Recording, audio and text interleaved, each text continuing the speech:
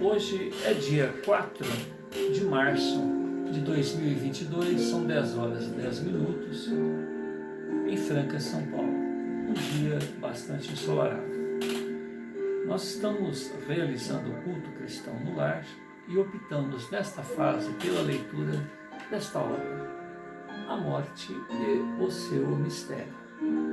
A Morte e o Seu Mistério é uma obra produzida por Camille Flammarion. Camille Flammarion é um astrônomo que, na intimidade do seu observatório astronômico, observou pacientemente a abóbada celeste e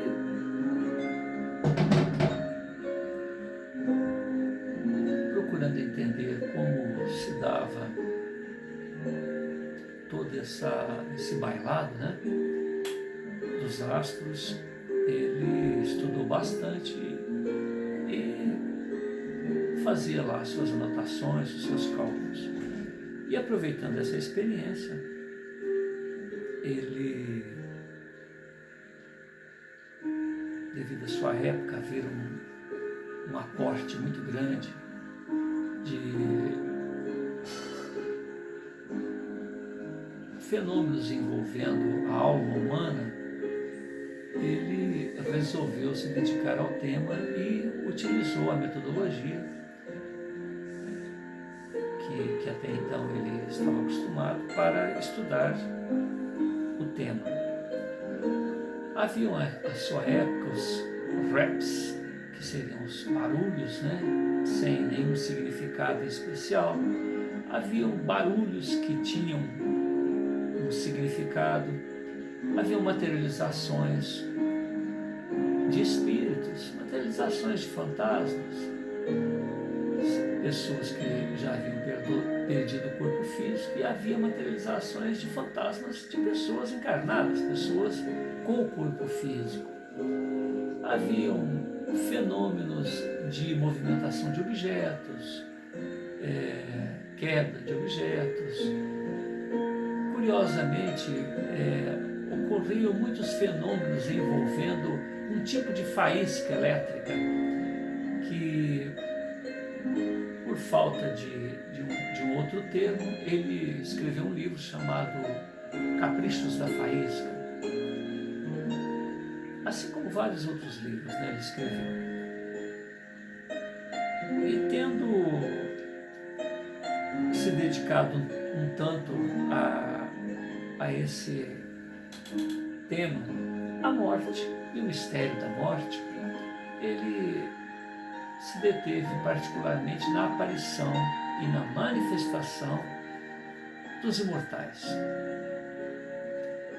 Porém, à sua época, ele cautelosamente dizia aparição de fantasmas, fantasmas de vivos, fantasmas de mortos, fantasmas de moribundos, e ele vai classificando dentro dessa temática uma série de fatos. Ele não se ocupa em dar tantas explicações, apesar que ele diz, segundo o Espiritismo, segundo Mir, segundo Albert der Rocha, segundo Alexandre Aksakov, e ele vai fazendo alguns apontamentos.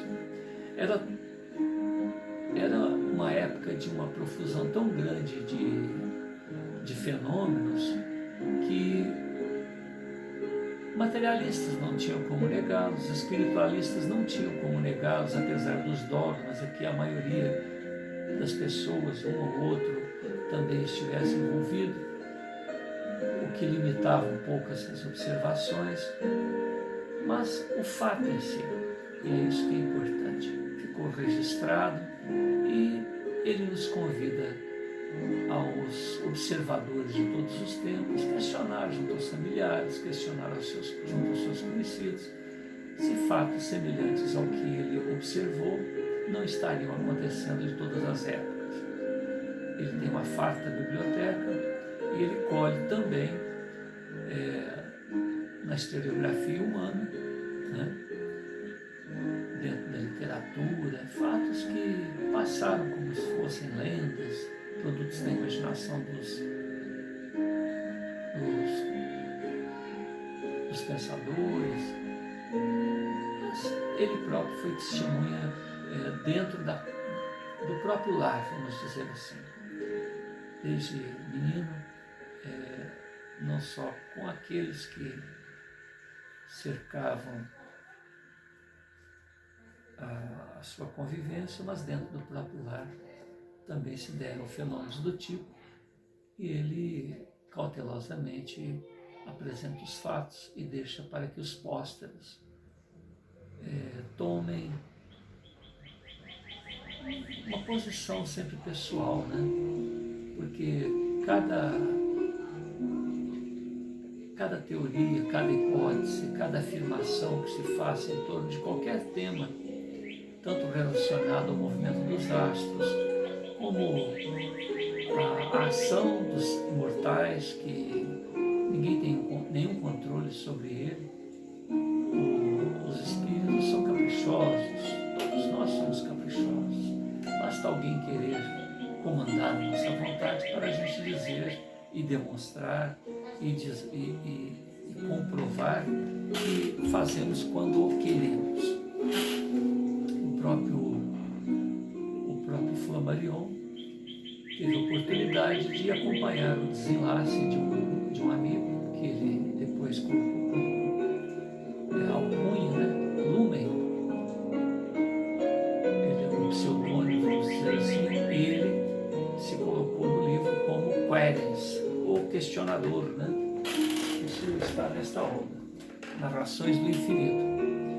Em 1864, o amigo desencarna e ele fica ali até nos seus últimos momentos, trocando ideia com ele, fez uma prece comovida, fechou os olhos do amigo e disse para o amigo que logo que possível, se ele pudesse falar quais foram suas impressões desde o momento do desenlace até o momento em que estariam conversando, e assim fica combinado. Em outubro de 64, esse amigo desencarna. Em 66, também em outubro, esse amigo se reapresenta para o psiquismo de Flammarion, que estava no isolamento, em tipo um retiro espiritual. E nesse primeiro diálogo, Lumen deixa 50 páginas, dizendo desde o momento em que ele fecha os olhos até aquele momento em que retorna, 2 anos depois. Em 1869, ele apresenta os 2 últimos diálogos, seria o 4º e o 5º. E no 4º diálogo, Lumen apresenta tantas informações novas que Flammarion duvida até um pouco da seriedade do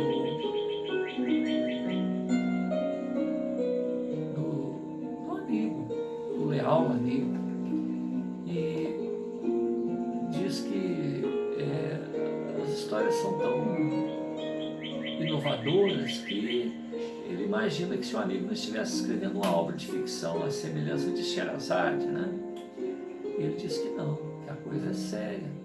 Há mais, né, como disse, há mais mistérios, né, do que se possa imaginar. A realidade é muito mais profunda do que a nossa imaginação possa elucubrar. E no 5º diálogo, então, ele arrebenta a boca do balão. Ele apresenta um apontamento tão fantástico que deixa todos nós perplexos. É tanta novidade que eu não vou afirmar, estou apenas jogando aí É tanta novidade que a produtora, né, a editora, em algumas edições até subtraiu o 5º diálogo que Camille Flammarion teve com Lumen, porque até o 4º diálogo o Flammarion falou, poxa, que é isso, né? É demais para minha cabeça. E será que o senhor não está escrevendo uma obra de ficção, ao invés de ser uma obra de apontamentos, né? Um diário do que lhe aconteceu. Ele falou, não, é verdade. E aí no quinto diálogo, então, é uma coisa tão espantosa que a própria editora, em algumas produções, subtraiu o quinto diálogo. Para a época, né? Que nós estamos falando de 1800 e pouquinho, depois foi vindo. Se não fosse Francisco Cândido Xavier e suas obras, certamente esses diálogos talvez ainda estivessem sendo subtraídos. Porque Ivone Pereira, quando escreveu aquela obra Memórias de um Suicida, do Camilo Castelo Branco, né, um homônimo de Camilo Flammarion, ela guardou essa obra por quase 50 anos. Tal é o volume, o aporte de informações que ela trazia a respeito das consequências deste ato insano, esse ato, a gente poderia chamar de covarde, de louco, né? Mas fica aí, né? Para que nós pensemos como qualificar esse ato, que talvez seja o ato pior que um indivíduo possa cometer, porque é terrível a situação de quem vai por esse lado, escolhe, né, esse tipo de situação. É quase que indescritível o sofrimento. Se não estivesse desencarnado, o indivíduo morreria todos os dias, todas as horas, em decorrência do volume de sofrimentos. Como não existe a morte, o indivíduo tentou fugir da morte e fugiu através das portas do suicídio. Não tem como ele fugir da dor dor moral, dor física, dor psicológica,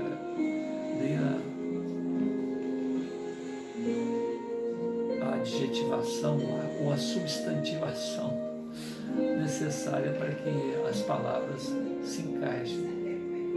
Mas como o indivíduo já está desencarnado, não tem como ele continuar morrendo.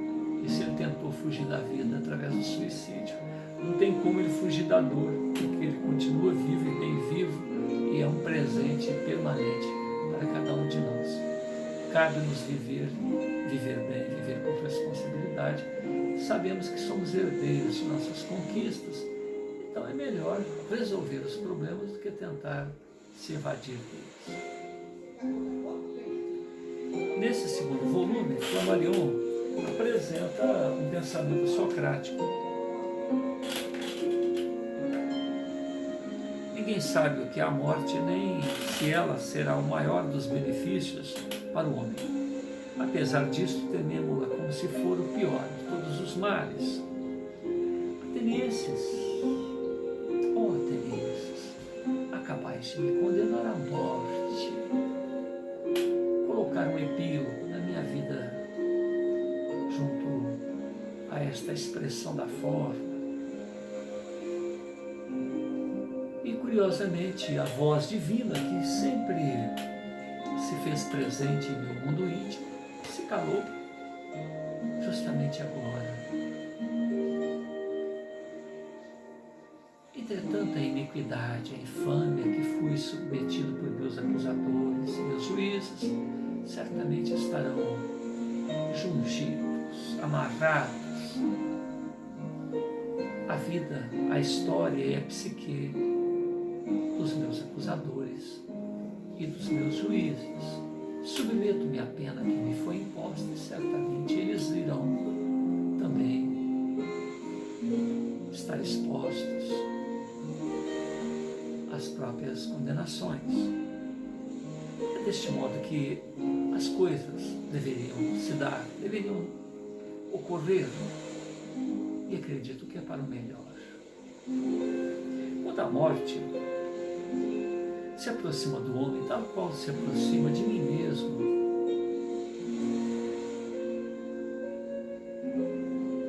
o que nele existe de mortal, de perecível, desagrega-se e entrega-se aos braços da natureza. Entretanto, o que há de imortal, de incorruptível, de invulnerável, retira-se intacto.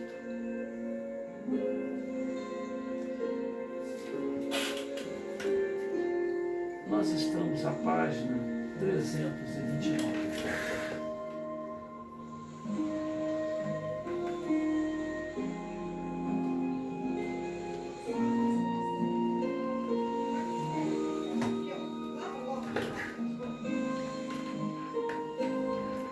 A certeza moral.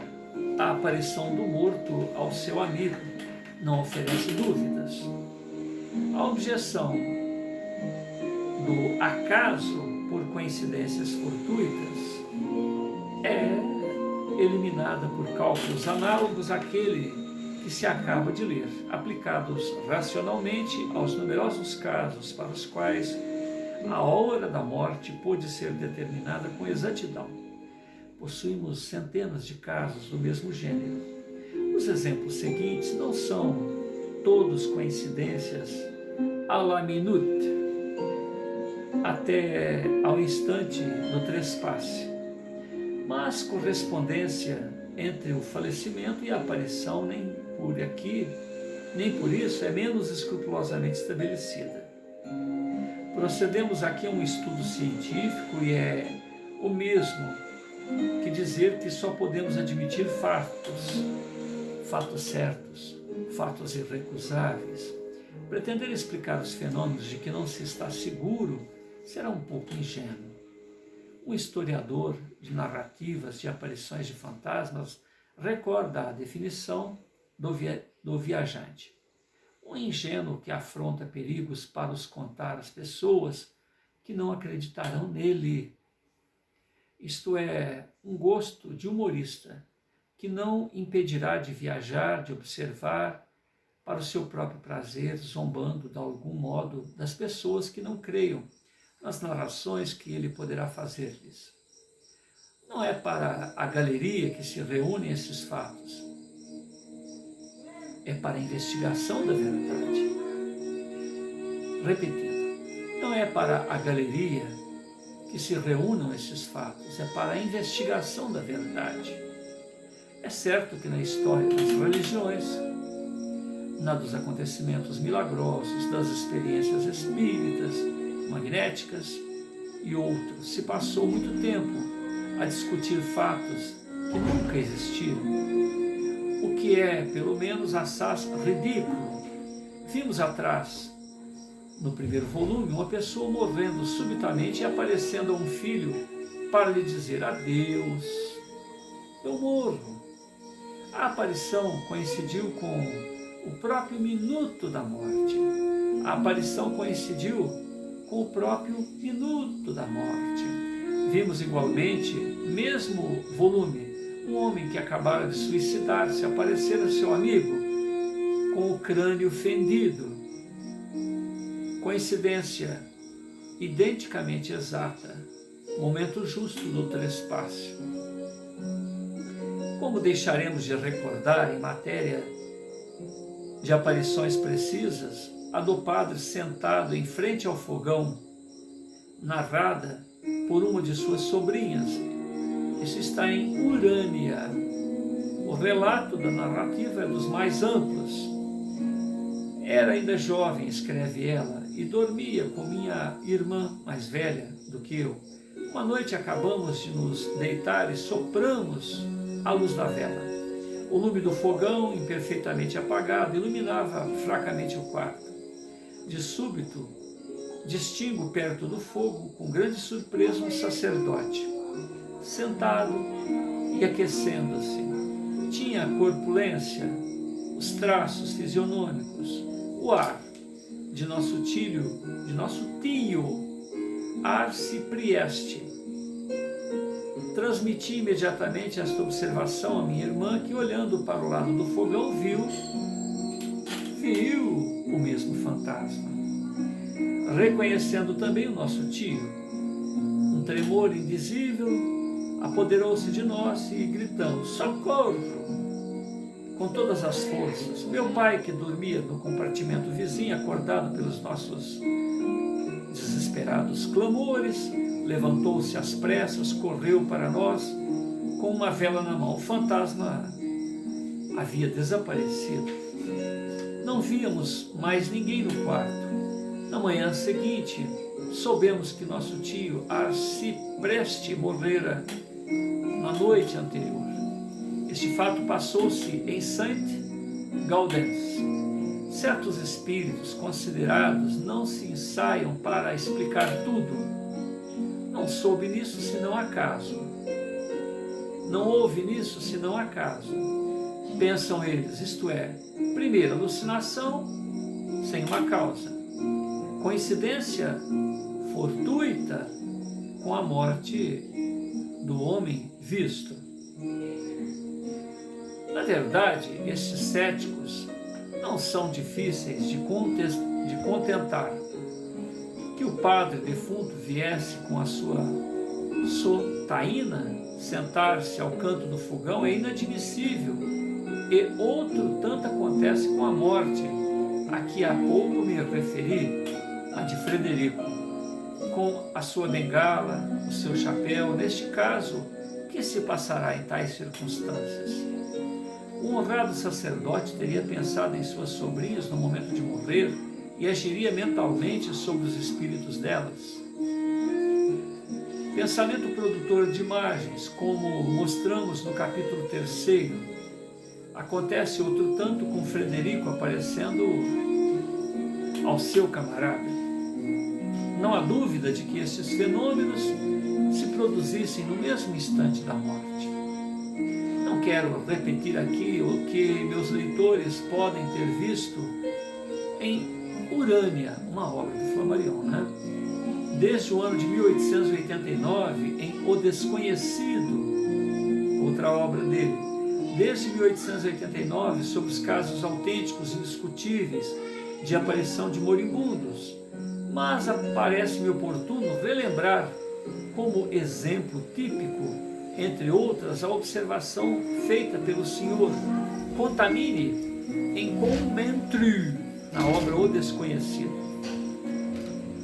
Encontrando-se um dia sentado no seu quarto, em frente de um armário de espelho, a calçar botas, foi muito nitidamente neste espelho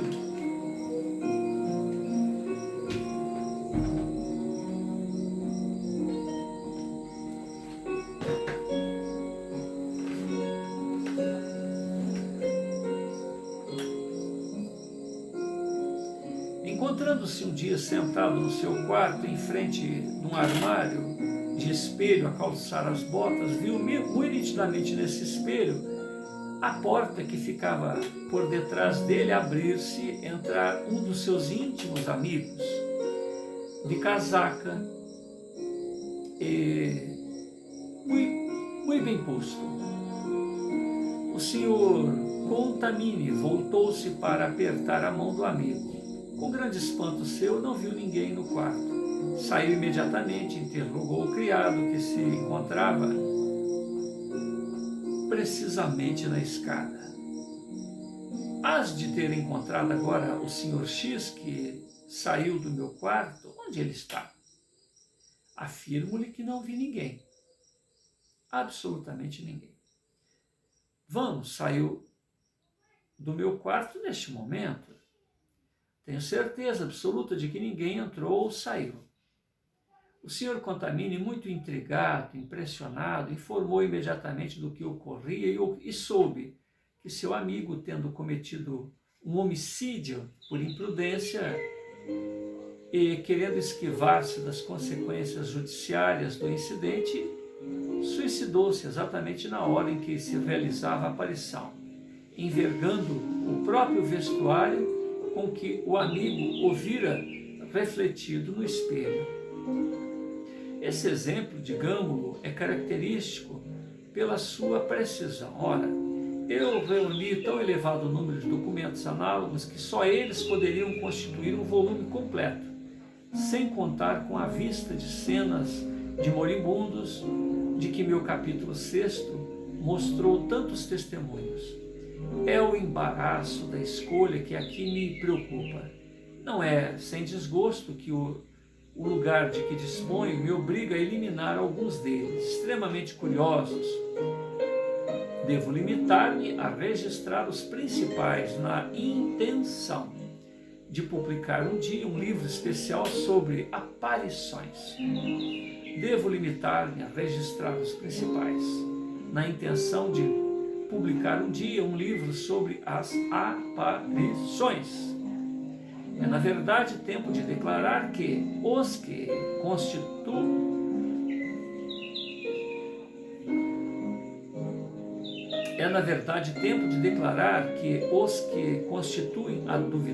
os que continuem a duvidar, são ignorantes ou o fazem de má fé.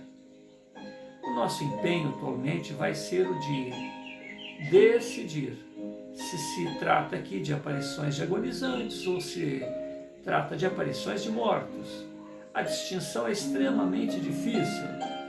Por exemplo, neste caso notável, vamos ter diante dos olhos a aparição de uma jovem a uma amiga de infância.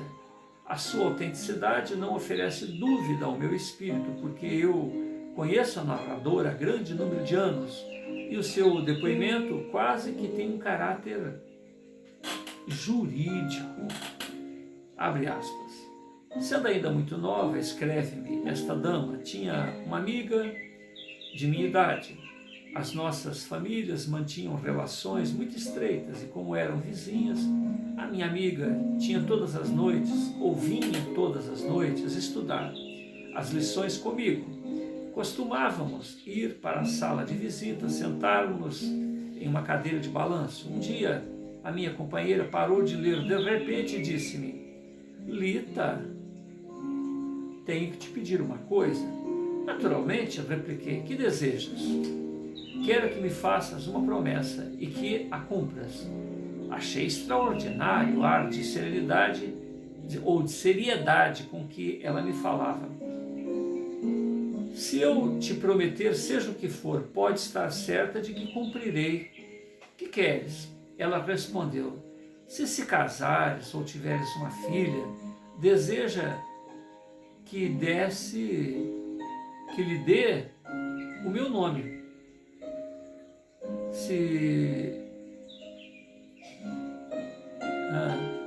Eu ri e respondi: entendo. Por sua parte, se tiveres também uma filha, dar-te-ás igualmente o meu nome. Então a minha amiga acrescentou: não é tudo ainda.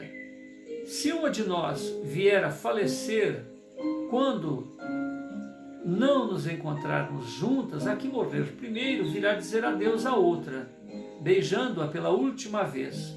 Respondi: que ideias tão loucas! O que tens? Promete? Perguntou insistentemente. Está bem, prometo.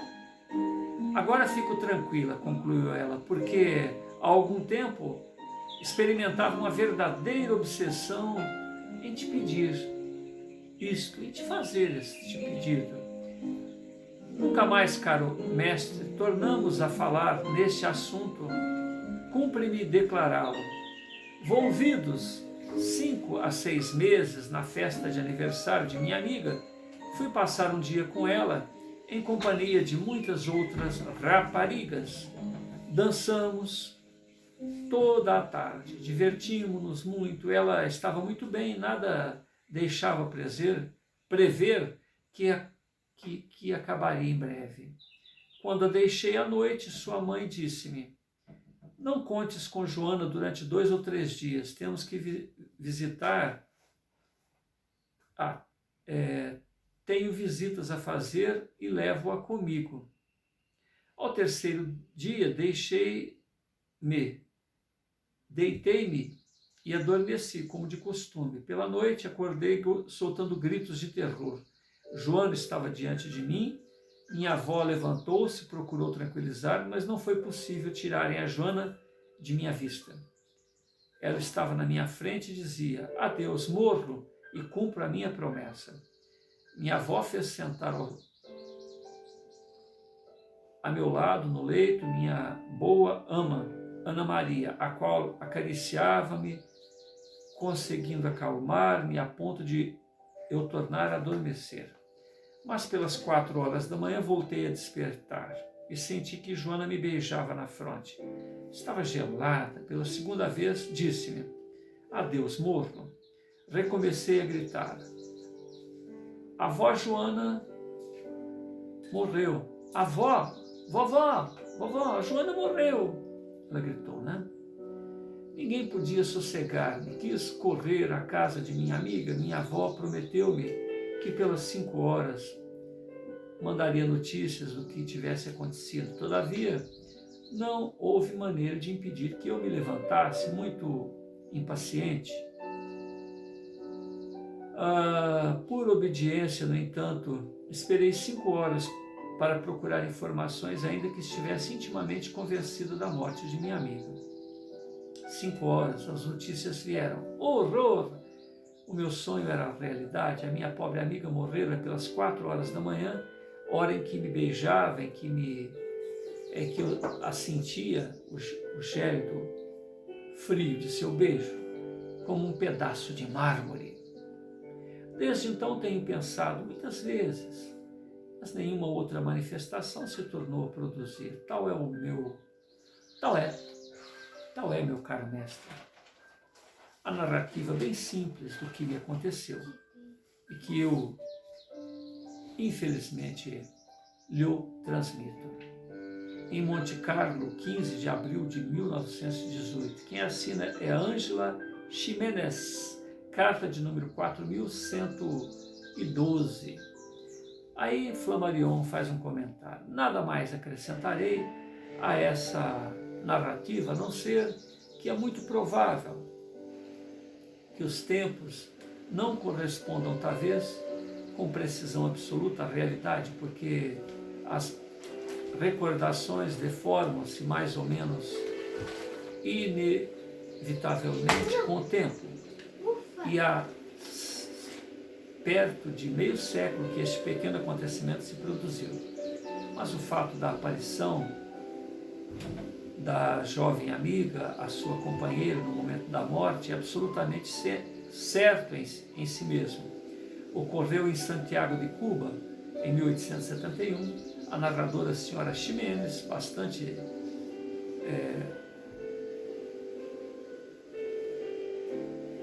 nascida em 1855, tinha então 16 anos.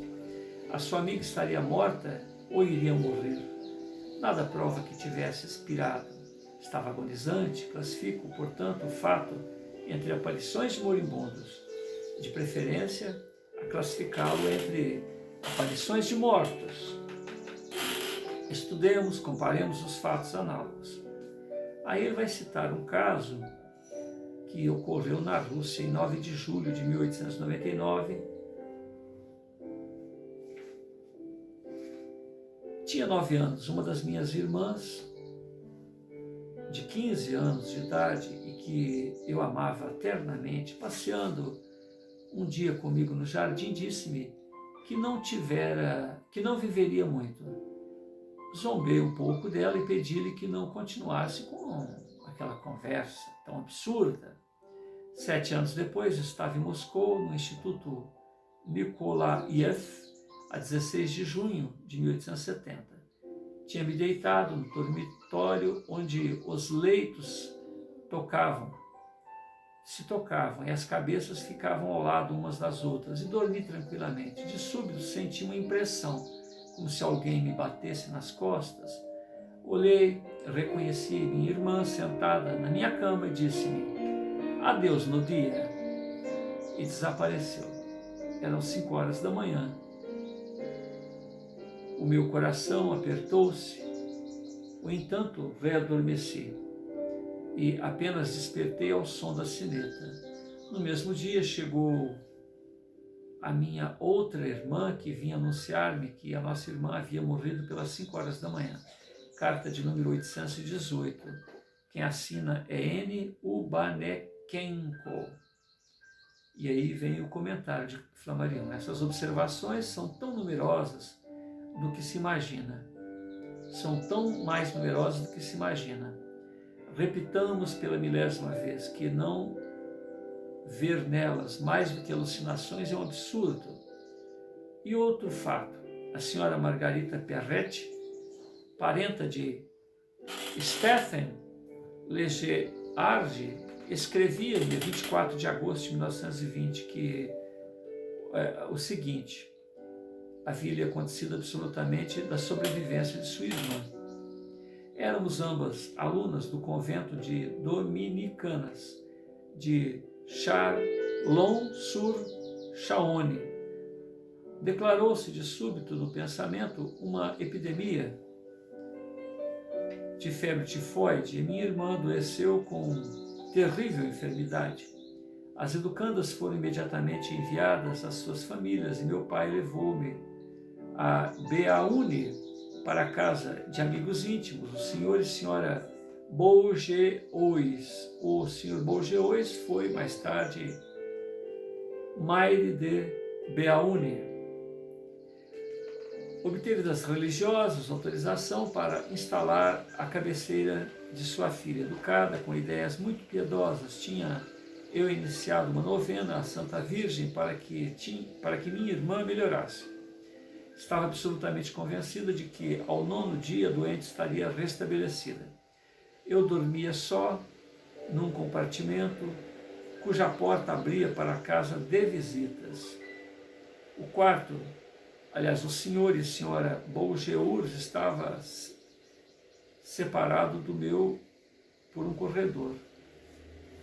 Bruscamente, à meia-noite, a 4 de dezembro, 5º dia da minha novena, fui despertada por um ruído singular que vinha da sala. Dirigia-se-me, dir-se-ia que alguém arrastava uma cadeira. Tinha então, como que hoje, sono extremamente leve. Sentei-me imediatamente no leito, apliquei o ouvido. Mas qual não foi o meu espanto? O ruído das correntes foi substituído no assoalho por ligeiros passos que se aproximavam da minha cama. Lembro-me de que meu coração começou a pulsar fortemente, assustada, e a gritar por socorro, perguntando-me se não era prudente proceder assim, pois estava convencida de que alguém vinha assassinar-me. De repente, senti uma doce mão tocar suavemente meus lençóis e durante o tempo de um relâmpago vi minha irmã. Era demais. No cúmulo do terror, gritei lancinantemente. Correram à pressa para meu quarto. Que há? Que tens? Perguntaram-me. Acabo de ver minha irmã. Esteve junto do meu leito. Ouvi seus passos, tocou meus lençóis. Respondi eu. Mas minha filha, disseram o senhor e a senhora Bourgeois, é impossível, sonhaste. Sua irmã, muito doente, está em Chalon. Não sonhei, ouvi os seus passos que faziam ranger o assoalho, estou certa. Eu não dormia. Ela veio e eu a vi. Sossegaram-me, deram-me de beber, de flor de laranjeira, e disseram-me, dorme, são apenas 5 horas da manhã. Ao meio-dia, quando estávamos à mesa, retiniu a campainha, a criada foi abrir, meu pai apareceu com um lenço nos olhos, contou-me, soluçando, que minha pobre irmã morrera nesta manhã pelas 5 horas. Ah, exclamaram ao mesmo tempo o senhor e a senhora Bourgeois. É extraordinário! Foi justamente às 5 horas que Margarida afirmou tê-la visto no seu quarto. Contaram então ao meu pai o acontecido desta noite. Durante todo o dia ele não deixou de repetir. Ah, que coincidência! Ah, estranha! Como essa coincidência é estranha! E ficou repetindo o dia todo. Simples coincidência? Não, 1000 vezes não! Os que nos são caros dão-nos, por este modo, prova irrecusável de que existem sempre e que sobrevivem aquilo que se chama morte. Carta de número 4254. Então isso aqui tudo é o comentário da pessoa lá. Agora que vem o comentário de Flammarion. Essa observação inatacável é do mais alto interesse, mas eu não vejo nela prova de sobrevivência. A manifestação de que se trata pode ter produzido no momento do trespasse, e mesmo antes. As duplas que, do outro ponto, estudamos, instruem-nos a tal respeito.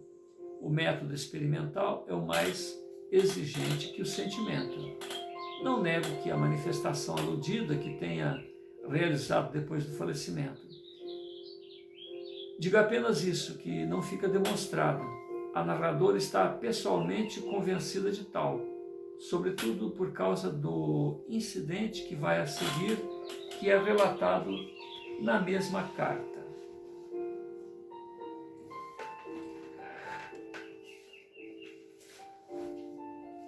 Um dia em que um médium escreve que nada conhecia da minha vida e ignorava que muito nova havia perdido minha irmã. Tinha um lápis na mão tinha um lápis na mão, um ser invisível que assinou Maria, o nome da morta, forçou-o a escrever. Ó irmãzinha querida, exclamei, se és tu, na verdade, que estás aí, diz-me agora, pois que devo pensar que se me aconteceu no momento da sua morte. Sim, escreveu o médium, foi a mim que tu viste, não te engane, ou não te enganaste. Mas então, já que foi o teu perispírito que entrou no meu quarto, não explico a razão por que o assoalho estalou os teus passos. Foi para te prevenir, para te chamar a atenção, e eu ia te falar. Mas gritaste de tal modo, enfim, concluiu ele, o que tinha em vista foi atingido, porque tu vês, tu lembras disso? Sim, me lembro, parece-me que ainda foi ontem. Então nós estamos à página 336, 337, finalzinho do 336. Flammarion vai fazer um comentário sobre o assunto.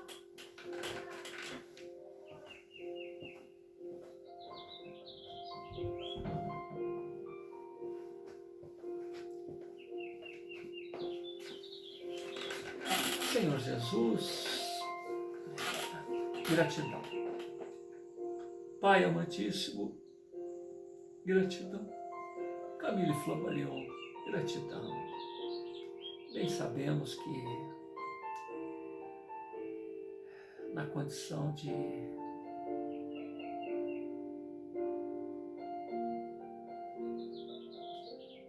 pesquisador, procurastes relacionar os fatos e adiar conclusões.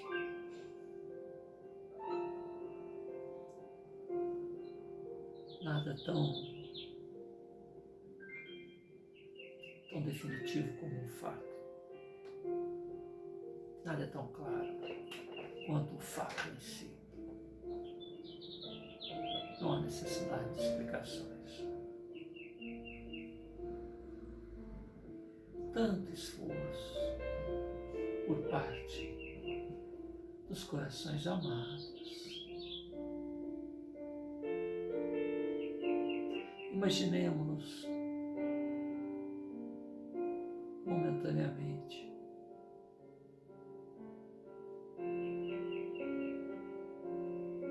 nos relacionando com uma pessoa que sabe um tanto mais, que tenha recursos tecnológicos, que tenha os meios de prever acontecimentos que certamente serão inevitáveis, junto a pessoas, junto a localidades, um abalo sísmico, uma oportunidade de melhora na vida, enfim, alguém momentaneamente mais instruído, como se fossem duas irmãs gêmeas, tendo uma infância muito difícil, uma delas por motivos pessoais, um casamento, uma gravidez, uma necessidade maior, é obrigada a se distanciar da outra. E uma delas, mas cuja estrela, vamos dizer assim, brilhou tanto mais, tem a oportunidade de encontrar a cultura, tem a oportunidade de encontrar recursos que fazem com que ela tenha acesso à mídia, à internet, aos satélites, às palavras de tantas pessoas que estão um tanto, muito à frente daquela comunidade. Então ela, esclarecida, passa a ter mais cautela com a própria saúde, com a aparência física, com a alimentação.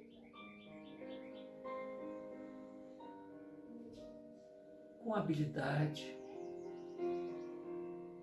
dos meios e do conforto que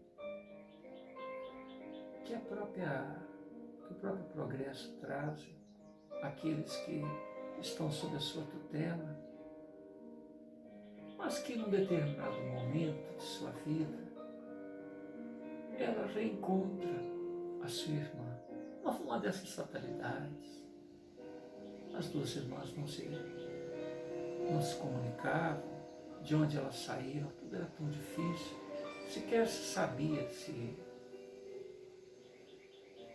uma ou outra estava viva, como estava, mas por uma dessas fatalidades, um atraso de voo,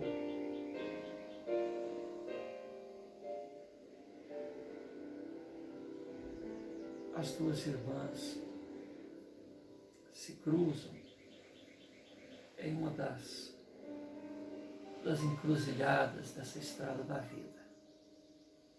E uma mal reconhece a outra, porque uma estava formosa, bem vestida, acautelada, e a outra se arrastava, como se fosse um pedaço de pano sujo, parcialmente desdentada, cicatrizes, calos, lhe marcavam as mãos, o rosto, cabelo desgrenhado, roupas que parcialmente podiam esconder-lhe a intimidade, um misto de muito sofrimento, loucura, ignorância.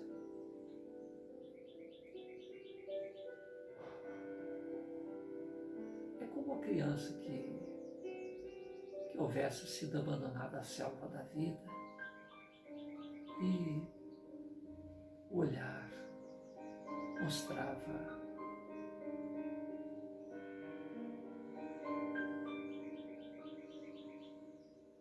a sua indiferença para com as dores do próprio corpo e apenas uma determinação: seguir à frente e viver. A outra irmã, com muita dificuldade, olha para aquele ser e reconhece. Elas eram muito parecidas, quase que irmãs gêmeas, quase que univitelinas. Mas o afeto, a empatia, fez com que a irmã mais bem guarnecida pela vida olhasse para a outra sem reconhecê-la de imediato, mas que alguma coisa fazia com que o seu olhar, a sua atenção, a sua piedade, então eu achando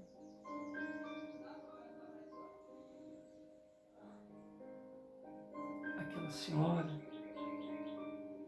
envelhecida, uns 20 anos em relação a ela própria,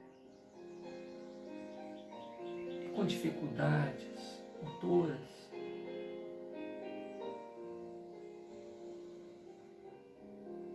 caminhando naquele improviso de chinelas que estavam nos seus dedos, todos corroídos pelo chão do caminho, aquelas mãos rachadas,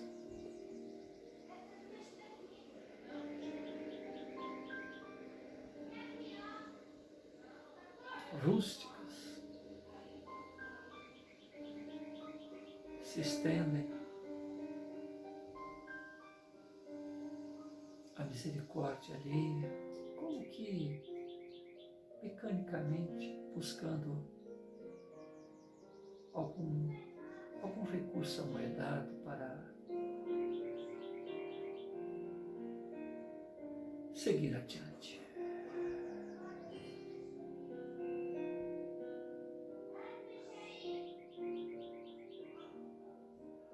O amor.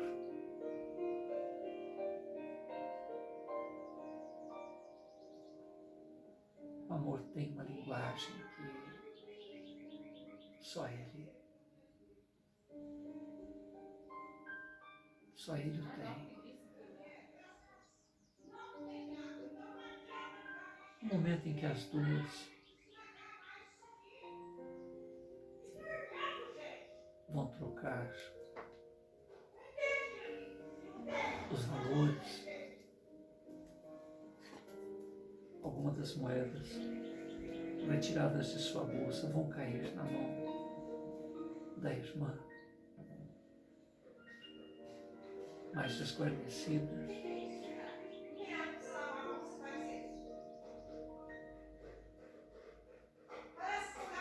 Alguma coisa faz com que a generosa perceba que aquela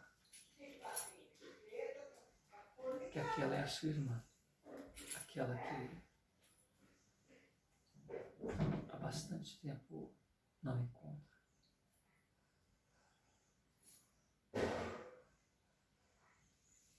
Uma comoção toma conta de seu coração. Então ela se ajoelha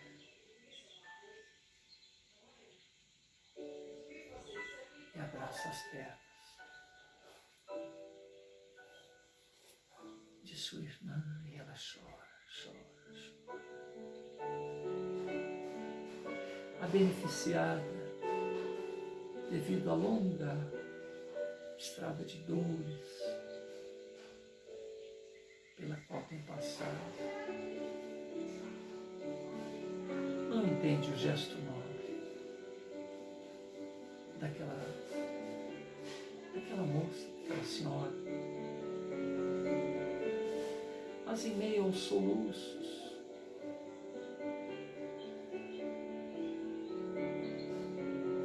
ao apertado abraço junto às suas pernas, a postura, ela sai como que deste estado hipnótico, que ela se auto-infligiu para não sofrer tanto.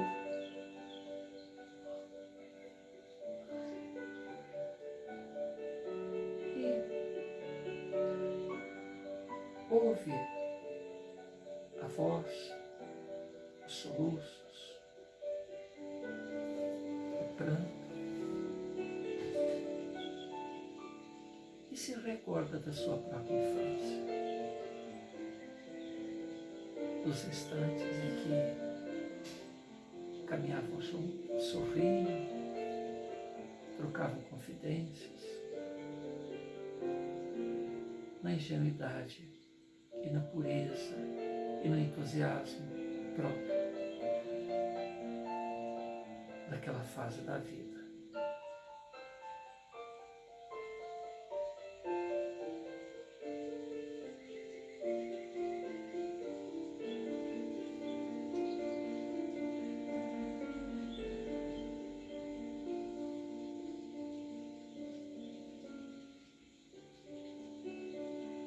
Como conciliar essas duas realidades? Como conceber aqueles que encontraram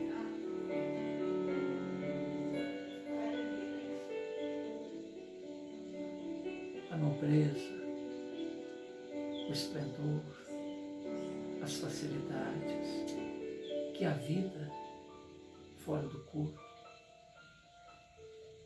nos propicia, e olharmos junto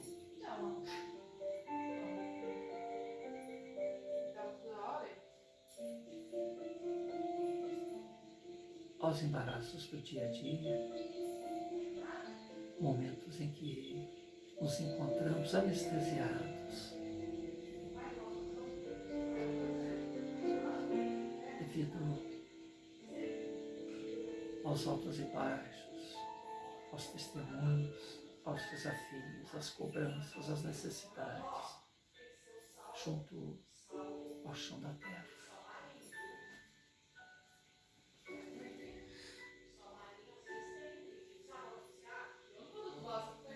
Como, diante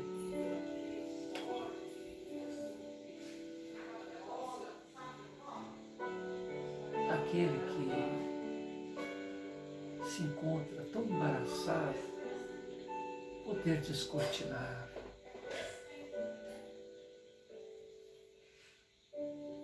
todas as vitórias, todas as possibilidades que hão ao dispor daquele que se libertou da carne. Assim são os esforços destes que estão no plano espiritual, olhando-nos a indigência, enquanto ainda nos arrastamos na busca de entender, na busca de aceitar, na busca de nos entretermos em novas esperanças, contando apenas com as migalhas, com os pequenos valores que gotejam desses corações abastecidos, dessas bolsas fartas que possuem aqueles que já se desembaraçaram da vida material. Estamos presos à vida, ao chão da terra, a uma vida limitada, embrutecida, quando fora do corpo podemos viajar pelos espaços sem fim, podemos instantaneamente estar aqui ou ali, podemos observar pacientemente a nossa própria conquista. Mamãe! Mamãe! Onde você vai? Ah!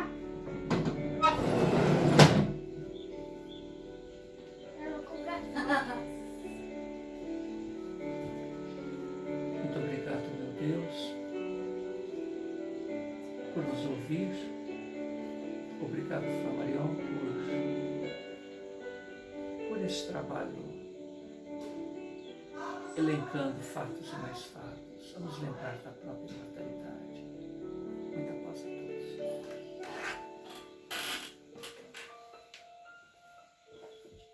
Quem é primeiro?